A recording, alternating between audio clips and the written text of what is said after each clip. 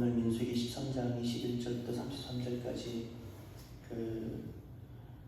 영상이 지금 아마 잘 안 나가고 있을지 모릅니다. 요즘 영상이 불안정하고 계속 에러가 생겨서 이해해 주시길 바랍니다. 30절 한번 보시겠습니까? 30절.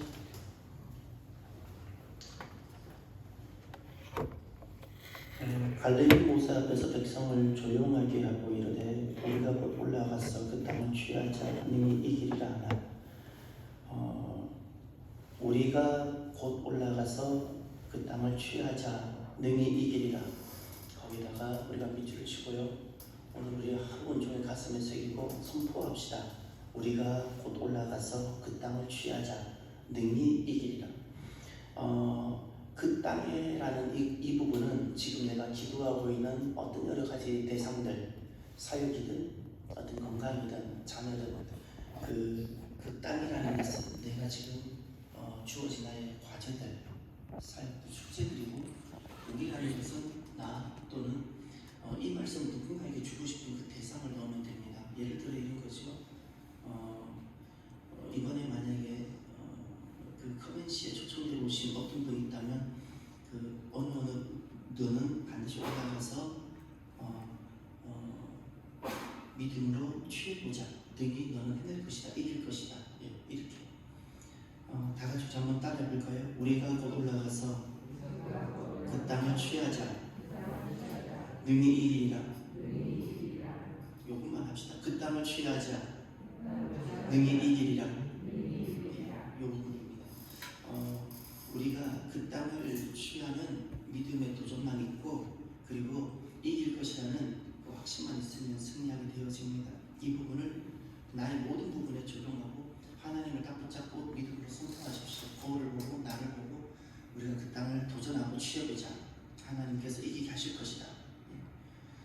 자녀들에게 여러분 오늘 그렇게 새벽에 선포해 주시고 나의 전도 대상자들에게 선포하고 우리 교회 우리가 믿음으로 계속해서 함께 나아가고 우리가 도전하고 나아갑시다.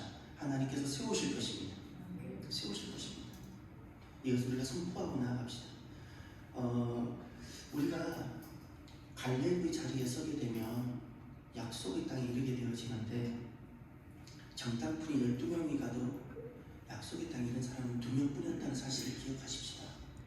나머지 10명이 지식이 부족하거나 다른 실력이 부족해서가 아닙니다. 이 30절 이 말씀을 본인들이 품지를 못했어요. 그 땅을 취하자 능히 이기리라. 이 말씀을 취하지 못했어요. 먼저 21절을 올라가 보십시오. 21절 올라가면 그들이 올라가서 땅을 정탐하되 지금 12명 같이 우두머리들이 정탐꾼으로 호출되고 이제 파송이 됩니다. 정탐을 하죠. 출애굽기 3장에 가면 7절 8절에 그 땅이 어떤 땅인지 주님께서 호렙산 떨기나무 불 가운데 나타나셔서 모세에게 첫 번째 하셨을 때 그 땅이라는 말씀을 이렇게 말씀하십니다. 출애굽기 3장 7절과 8절을 보면 여호와께서 이르시되 내가 일국에 있는 내 백성의 고통을 분명히 보고 그들의 감독자로 말미암아 부르짖음을 듣고 그 근심을 알고 내가 내려가서 그들을 애굽인의 손에서 건져내고 그들을 그 땅에서 인도하여 아름답고 광대한 땅, 젖과 꿀이 흐르는 땅, 곧 가나안 족속, 헷 족속, 아모리 족속, 브리스 족속, 히위 족속, 여부주 족속의 지방에 데려가려 하노라. 아멘. 여기 보면 주님께서 그 땅을 이렇게 말씀하셨습니다. 아름답고 광대한 땅. 그리고 또 동격으로 젖과 꿀이 흐르는 땅. 이렇게 약속하셨습니다. 그래서 약속하셨기에 약속의 땅이라고 부르는 겁니다. 그럼 이스라엘 백성들은 출애굽할 때부터 이 약속을 받은 겁니다. 아름답고 광대한 땅을 약속을 받았습니다. 젖과 꿀이 흐르는 땅을 약속을 받았습니다. 하나님의 약속이 반드시 이루어짐을 여러분 믿으시나요? 그러면 저 또한 믿습니다. 그러면 그 약속을 믿는다면 그 땅을 취하자 능히 이기리라. 그 땅을 취하자 능히 이기리라. 그러면 아름답고 광대한 땅, 젖과 꿀이 흐르는 땅, 그 약속의 성취를 보게 되어집니다. 21절을 다시 보시면 약속의 땅을 가슴 떨리는 심장을 가지고 첫 번째로 정탐을 합니다. 이게 전에는 고센 땅에 살거나 애굽에 살 때 이 땅에 안 가봤을까요? 왜 안 가봤겠습니까? 뭐 얼마나 멀리 떨어졌다고 못 갔겠습니까? 그 전엔 사업차 가본 사람도 있을 것이고 지나가는 길목일 수도 있고 그렇습니다. 그러나 지금은 다릅니다. 지금은 이곳이 약속의 땅인 겁니다. 가슴 떨리는 겁니다. 이런 겁니다. 전에도 내가 교회를 왔었습니다. 그런데 이제는 주님께서 내게 감동하시는 겁니다. 그래 가슴이 뛰는 겁니다. 전혀 다른 겁니다. 왜죠? 약속 때문에 가는 겁니다. 여러분, 우리의 남은 삶이 하나님의 약속을 성취하는 여정이 되시길 바랍니다. 전에 그냥 시대의 흐름을 따라 교회도 다녔고 내가 직장도 생활했다면 이제는 하나님의 약속을 따라 약속을 성취하는 내 남은 삶이 되기를 바랍니다. 그럼 가슴이 뜁니다. 지금 이들은 전에도 애국에 살 때도 이 땅을, 가나안 땅을 얼마든지 많이 오고 가는 사람들이 많았을 겁니다. 그러나 지금은 다릅니다. 약속하신 땅을 가는 겁니다. 할렐루야. 21절에 보면 신광야에서부터 하맛 어기 르홉에 이르렀고, 이 신광야라는 것은 남방 네겝바르 아래쪽에 있는 지역을 말하는 것이고, 그리고 하맛 어기 르홉이라는 것은 헬몬산 옆에 있는 높은 곳을 말합니다. 쉽게 말하면 우리로 말하면 한라산에서 백두까지 뭐 이런 거예요. 이런 표현입니다. 신광야에서 하맛까지 뭐 이렇게. 22절 보면 그래서 21절과 22절 나누어져야 됩니다. 21절은 전반적인 계략, 우리가 땅을 정탐했는데 백두의 산맥까지 정탐했습니다. 이런 내용이고 22절부터는 구체적으로 남쪽부터 설명하는 겁니다. 네겝이라는 것은 남방이라고 많이 번역한 겁니다. 네겝이 바로 남방입니다. 부엘세바 더 아래쪽에 있는 땅입니다. 부엘세바가 사람이 살 수 있는 남방 한계선이라고 보시면 됩니다. 남방 한계선. 그 아래쪽에 가면 더 이상 사람이 살지 못합니다. 오아시스에서만 머물 수 있는 겁니다. 그 아래쪽을 네겝이라고 부릅니다. 네겝. 부엘세바 아래쪽. 그래서 네겝에서 산지 쪽으로 올라가면 헤브론이 나옵니다. 예. 그리고 또 거기서 에스골 골짜기 22절, 23절에 가면 에스골 골짜기로 올라갑니다. 그런데 헤브론에 왜 올라갔겠습니까? 남방에서 반드시 부엘세바를 거쳐서 헤브론에 올라갔을 겁니다. 헤브론에 올라간 이유가 무엇일까요?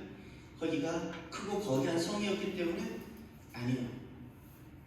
하나님의 약속이 거기 있어요. 뭐죠? 아브라함이 그곳에 땅을 샀죠. 그리고 아브라함이 그곳에 있고 그곳에 지금 누가 있죠? 사라가 막벨라굴에 있는 막벨라굴.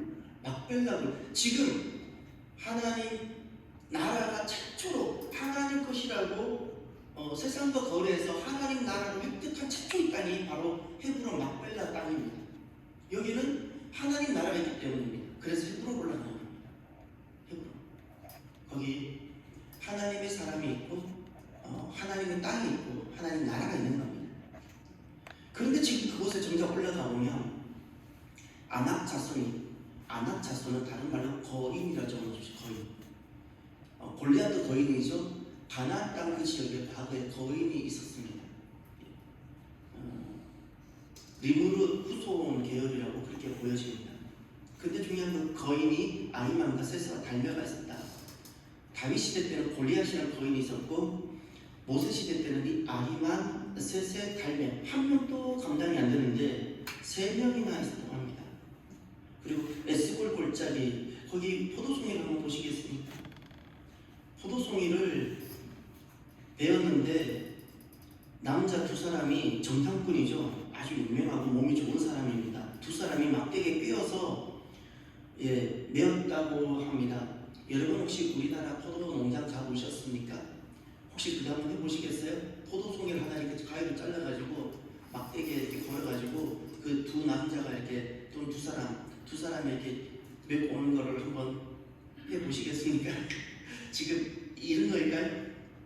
이 포도송이가 우리나라에서 볼 수 없는 포도송이입니다. 그리고 참고로 우리나라는 포도송이를 가지를 땅에 띄워가지고 공중에서 열매가 맺게 합니다. 땅에 흠집 안 나게. 그러나 이 당시 이스라엘은 포도송이가 그 땅바닥에 있는 겁니다.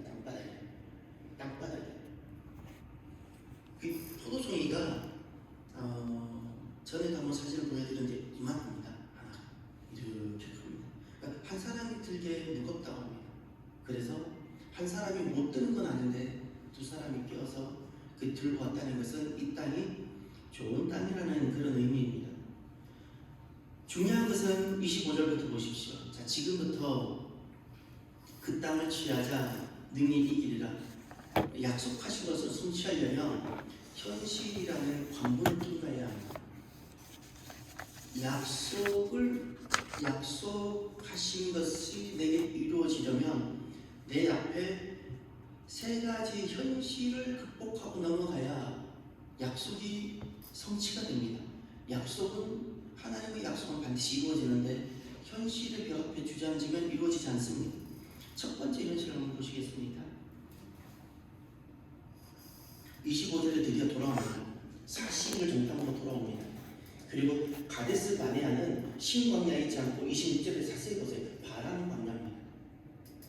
여러분들은 조금만 성서지대에 관심이 있다면 부엘세바 아래쪽에 정리를 해보셔야 됩니다. 부엘세바 아래쪽은 네겝이라고 부르는데 오늘 성경에는 그 아래쪽에 신광야가 있다고 그랬죠.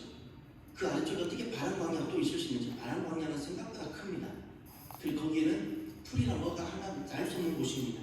지금 땅이 중첩되었죠? 우리가 지금 성서지리에 여러 가지 정리가 안 되어져 있는 부분이 있어서 그렇습니다. 바람 광야는 실은 그 부엘세바 그 아래쪽에 있다는 것은 불가능합니다. 왜냐하면 거기는 누가 살고 있는가 하면 아말렉 족속이 거기 살고 있습니다. 아래쪽에는. 아무튼 그 다음에 좀 더 언급하도록 하고 26절에 바람 광야에 가데스가 있는데 이곳에서 지금 머무르면서 그 정탐꾼을 보냈습니다. 27절에 보면 그들이 모세에게 돌아와 보고를 합니다. 이렇게 말을 합니다. 당신이 우리를 보낸 땅에 간즉 과연 그 땅이 젖과 꿀이 흐르는데 아름답고 광대한 땅 젖과 꿀이 흐르는데 그 비전을 보여주셨고 모세는 계속 백성들에게 그 비전을 선포했습니다. 이것은 그 땅의 과일이니이다. 28절부터 보세요. 28절, 29절을 묶어서 첫 번째 현실입니다. 첫 번째 현실. 하나님은 약속하셨지만 이스라엘 백성들 앞에 닥친 첫 번째 현실. 그러나 그 땅 거주민은 강하고 성읍은 견고하고 신이 클 뿐 아니라 거기서 아낙 자손을 보았고 아말렉에는 남방 땅이야. 이제 여기 자세히 보세요. 아말렉에는 남방 땅이죠. 이 남방이 네겝입니다. 22절에 네겝이라고 나오죠.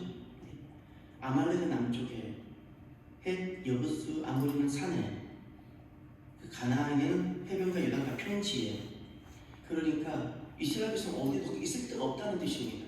남쪽은 아말렉이니 도둑 같은 아말렉이니 사람 살기 어려운 남방에는 이미 거주하고 있고, 그리고 산지는 살기 좋은 산지는 헷과 여부스, 아모리인들이 살고 있고, 평지는 농사지을 만한 곳은 가나안이 살고 있다는 겁니다. 어디도 없다는 겁니다. 첫 번째 현실, 산과 같이 넘지 못할 현실입니다. 산과 같은 현실. 이 산과 같은 현실일 때 하나님의 약속이 그대로 성취가 되려면 산과 같은 현실일 때 하나님의 말씀이 여전히 내게 유효하도록 유지하십시오. 이것이 믿음입니다. 현실은 산입니다. 현실은 내가 극복하지 못하게 보입니다. 넘지 못할 것 같습니다. 그때도 하나님의 약속이 내게 여전히 유효할 수 있도록 합니다. 이것을 믿음이라고 부르는 겁니다. 두 번째, 30절을 보십시오. 갈렙이 모세 앞에서 백성을 조용하게 하고 이르되 우리가 올라가서 그 땅을 취하자 능히 이기리라 하나. 두 번째는 갈렙이 조용하게 하고 이렇게 외칩니다. 우리가 곧 올라가서 즉시 올라가서 그 땅을 취하자 능히 이기리라. 이것은 아무것도 보이지 않을 때입니다.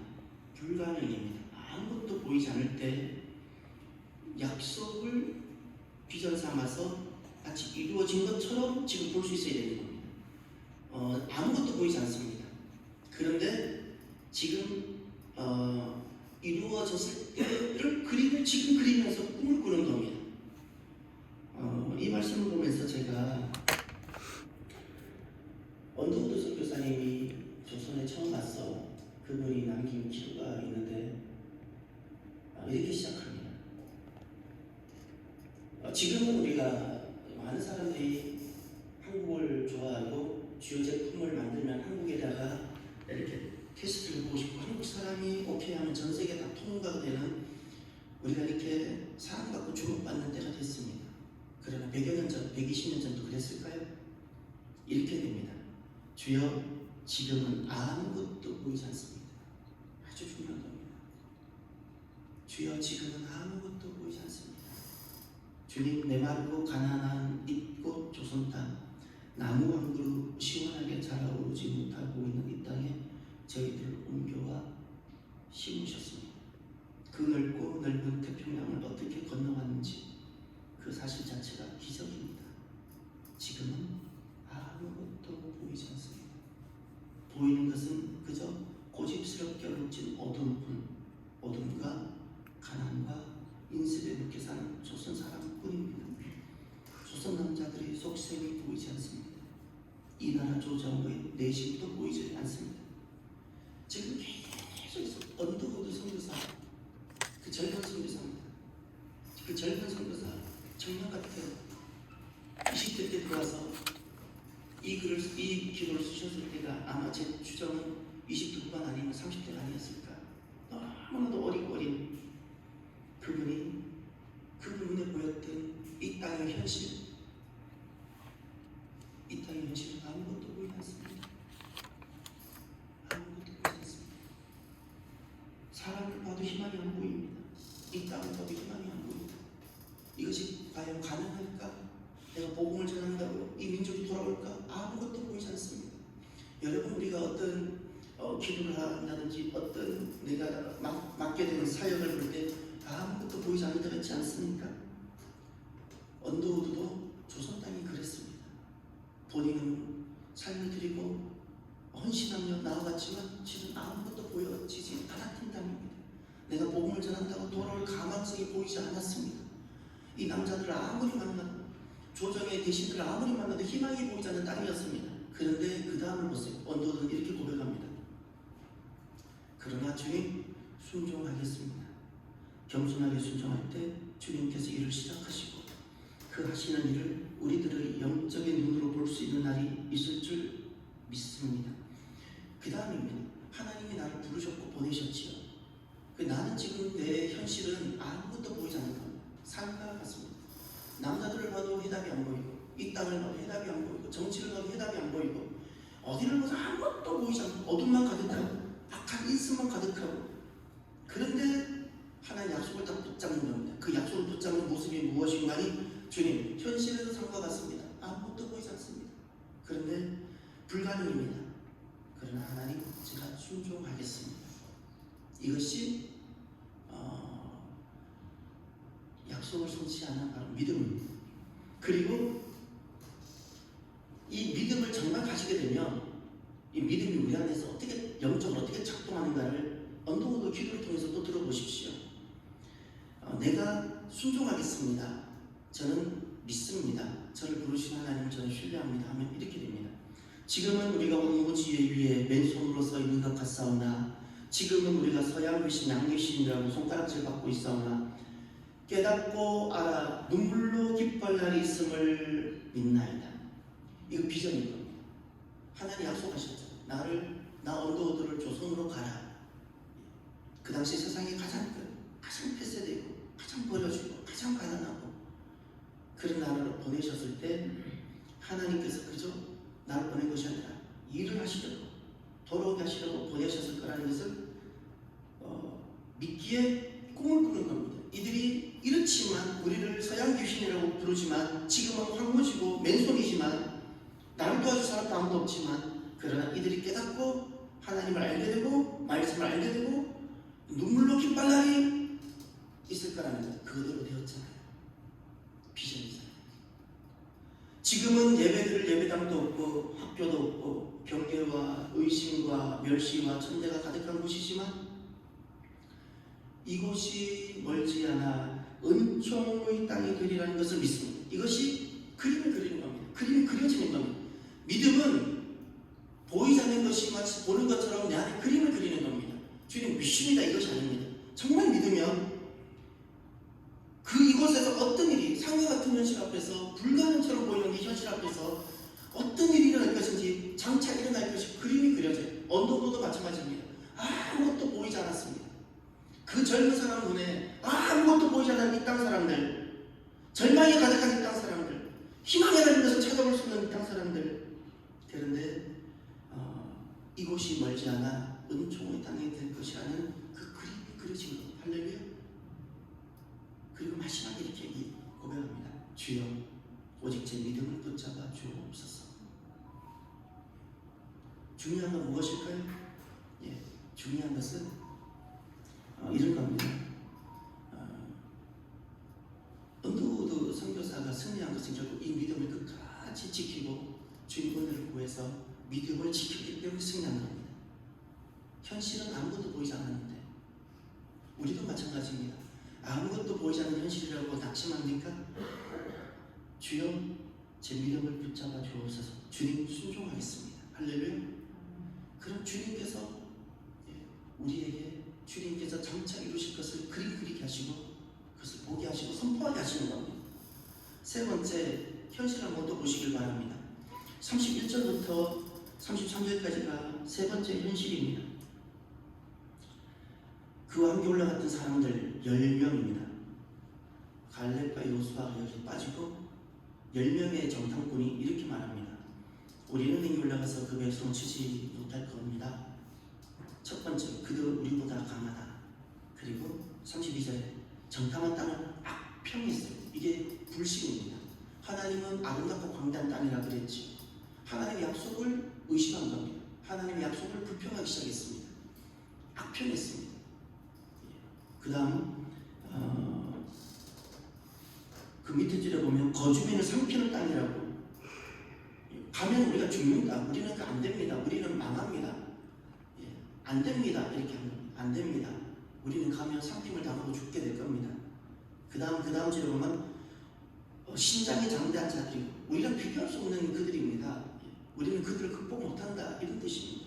그리고 33절에 보면 네피림 후손인 아낙 자손 거인들도 있고, 그리고 마지막에 보십시오. 33절 끝에 우리는 스스로 보기에도 뭐 같다고요? 메뚜기 같은. 세 번째 현실이 나 자신이 너무 초라하고 메뚜기 같고 마이너리티 같은 거예요. 이런 현실입니다. 그냥 그 대세를 따르면 참 쉬울 것 같잖아요. 대세를 따라 그걸 유행이라고 합니다. 유행을 따라 살아가는 것, 사람들은 다 유행을 따라 살아가면 그게 대세니까. 그래서